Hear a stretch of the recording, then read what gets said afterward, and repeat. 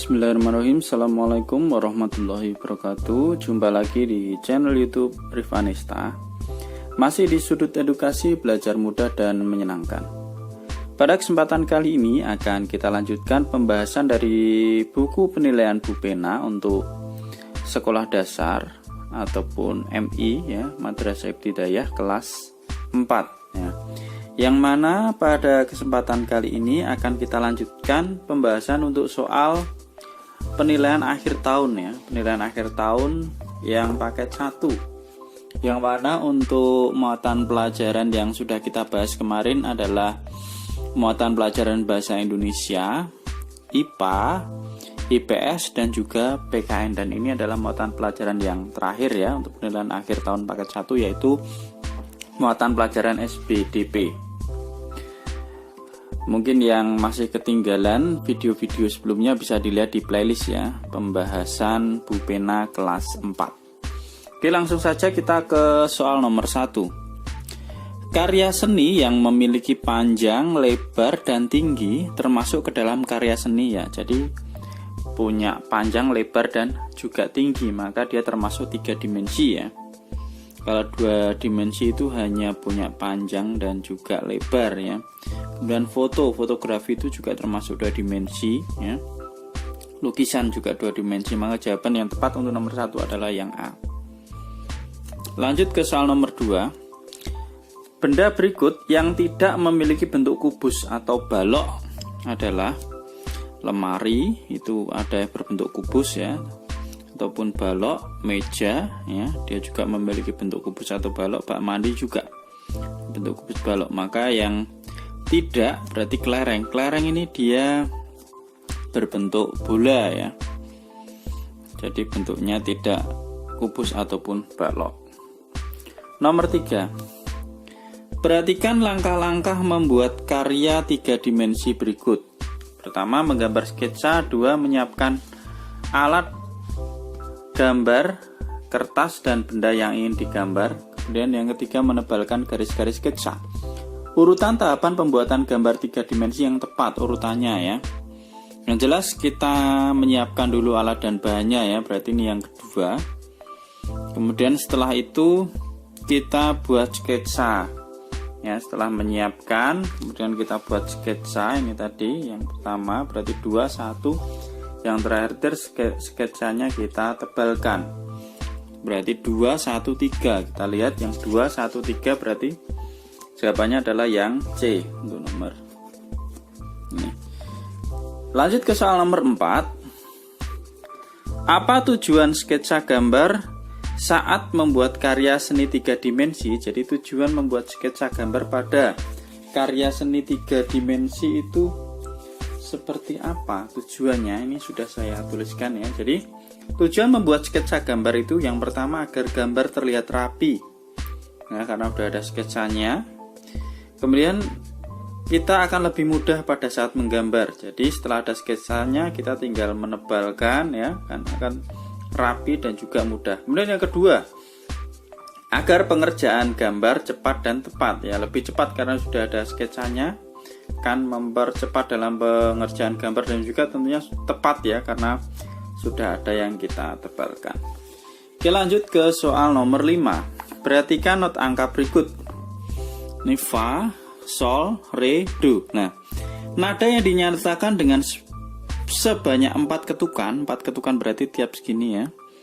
Nih, fa ini berapa ketukan? 1, 2, 3, 4. Berarti fa ini 4 ketukan. Kemudian sol ini, sol sama re ini jadi 1 ketukan, berarti solnya setengah ketukan, re nya setengah ketukan. Kemudian do-nya ini 1, 2, 3, do nya ada 3 ketukan.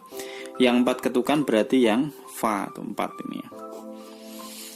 Lanjut ke soal nomor 6. Salah satu lagu daerah yang dinyanyikan dengan tempo cepat adalah, nah kita suruh menyebutkan lagu daerah yang dinyanyikan dengan tempo cepat ya. Ini sudah saya tuliskan, ini ada Tokecang ya, lagu Tokecang itu dinyanyikan dengan tempo cepat ya, atau allegro ya. Jadi Tokecang, Tokecang, na na na na na, lagunya seperti itu ya.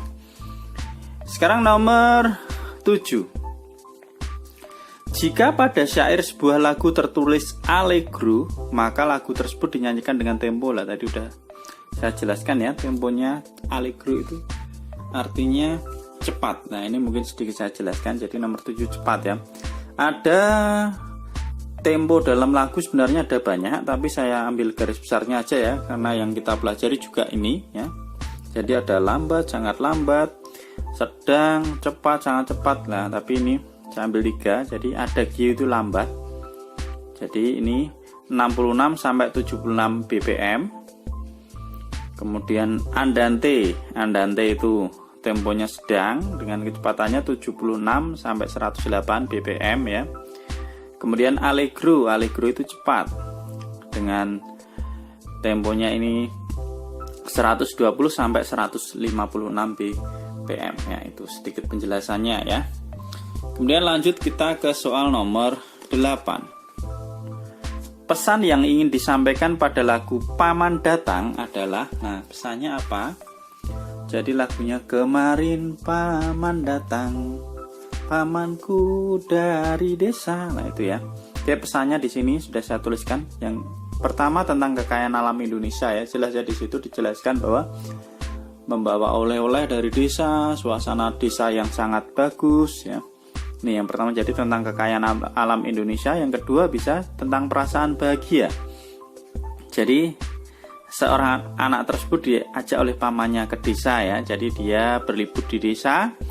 Karena apa? Desa itu udaranya segar, panoramanya indah ya, pemandangannya sangat indah dan juga tenang di sana. Masih sepi ya desa itu ya. Berbeda kalau kita bandingkan dengan perkotaan. Jadi itu mungkin pesan yang disampaikan dari lagu Paman Datang. Bisa pilih salah satunya atau mungkin kalau punya jawaban lain juga bisa. Yang penting ada kaitannya dengan lagu Paman Datang tersebut. Lanjut ke soal nomor 10.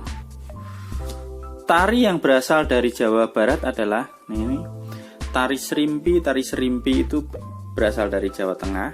Tari merak ini yang dari Jawa Barat ya. Kemudian tari piring. Tari piring itu dia berasal dari Sumatera Barat ya. Tari piring itu dari Sumatera Barat. Nah, kemudian ada tari kecak. Tari kecak itu dari Bali ya. Itu, jadi jawabannya tadi nomor 10 adalah tari merak yang berasal dari Jawa Barat. Kemudian nomor 11. Nomor 11. Perhatikan gambar berikut. Pola lantai yang ditunjukkan oleh gambar adalah ini garis lurus berupa pola lantai diagonal ya, karena miring ya. Ini berarti pola lantai diagonal untuk nomor 11. Jawabannya pola lantai diagonal. Lanjut ke soal nomor 12. Nomor 12, buatlah skema formasi pola lantai untuk 6 orang penari A, B, C, D, E, dan F dengan bentuk sebagai berikut. Yang A segi 6, B diagonal, dan C horizontal. Ini sudah saya buatkan formasi pola lantainya ya. Ada yang segi 6, yang A itu segi 6. Ini seperti ini gambarnya ya. A, B, C, D, E, F. Ini segi 6 ya. 1, 2, 3, 4, 5, 6 ya. Kemudian yang B diagonal. Ya, diagonalnya bisa ke sini, bisa ke sini, boleh ya, bebas ya. Kemudian yang C horizontal ya. Nih, pola lantai horizontal itu seperti ini, A, B, C, D, E, F. Nah, itu ya gambar 3 bentuk pola lantai. Lanjut ke soal nomor 13. Bahan alam berikut yang tidak dapat dijadikan bahan pembuatan karya seni kolase adalah A, biji kacang tanah. Ini juga bisa dibuat kolase ya. Dikeringkan dulu tentunya. Bunga kembang sepatu bisa, potongan kertas majalah bisa, ranting pohon mangga kering juga bisa ya. Nah, tetapi kita lihat ada kata kunci bahan alam. Nah, bahan alam yang bukan merupakan bahan alam adalah potongan kertas ya. Maka jawabannya adalah yang C, karena yang lain itu bahan alam semua. Lanjut ke nomor 2. Bukan 2 ya, ini harusnya nomor 14. Nah, nomor 14. Gambar tersebut merupakan contoh karya seni tempel jenis. Lah ini hanya menggunakan satu jenis, yaitu kertas yang dipotong-potong ya, berarti dia termasuk mozaik ya. Mozaik. Kalau montase itu gambar jadi kemudian digabung-gabungkan, itu montase. Kalau lukisan, bukan karena tempelan ya, melukis ya, itu biasanya pakai kanvas, pakai cat air. Kalau kolase itu bahannya itu campuran, tidak hanya satu jenis bahan, misal dari biji-bijian, ranting, itu kolase. Lanjut ke soal nomor 15. Tahapan sebelum menempel daun kering atau biji-bijian pada pembuatan karya seni kolase adalah, nah itu sebelum menempel daun kering atau biji-bijian ya. Sebelum kita tempel, kira-kira tahapan apa yang kita perlukan? Nah, jadi sebelum menempel tersebut kita perlu membuat pola ya. Kita buat polanya dulu. Misalnya kita mau buat pola berbentuk binatang ataupun berbentuk daun. Nah, kita buat polanya terlebih dahulu. Setelah polanya terbentuk, kemudian biji-bijian ataupun daun kering tersebut bisa kita tempelkan ke pola tersebut. Jadi tahapan sebelum menempel adalah membuat pola.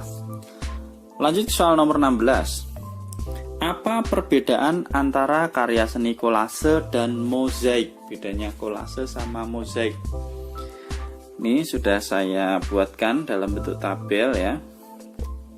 Jadi kalau kolase itu menggunakan bahan berbagai macam pada satu bidang. Misalnya kita mau buat satu karya seni kolase itu ada dari biji-bijian, kita gabung sama daun-daun kering, lah itu kolase. Beda kalau mozaik hanya menggunakan satu jenis bahan pada satu bidang, misalnya hanya kertas kita potong-potong kecil-kecil, atau juga misalnya menggunakan daun, juga hanya daun aja, itu namanya mozaik. Jadi hanya satu jenis bahan. Kalau kolase boleh berbagai macam bahan. Kemudian perbedaan yang kedua, proses pembuatan menggunakan variasi cara, bisa dilem, bisa dipaku ya, ini dipaku ya, atau kemudian berbagai cara tersebut dimasukkan agar dapat menyatu. Jadi ada yang dipaku, ada yang dilem ya, mungkin ada yang dilas, itu digabungkan jadi satu. Sedangkan kalau mozaik, proses pembuatannya dengan membuat potongan dan bahan